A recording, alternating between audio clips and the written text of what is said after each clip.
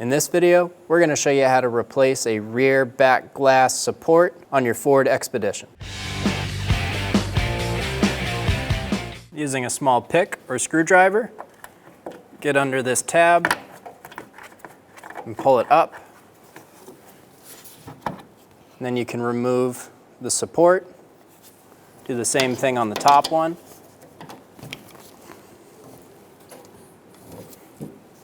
While you're doing this, be sure to hold the glass.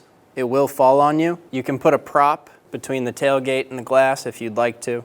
When installing the support, you can have the clips in the closed position. Put it on the stud.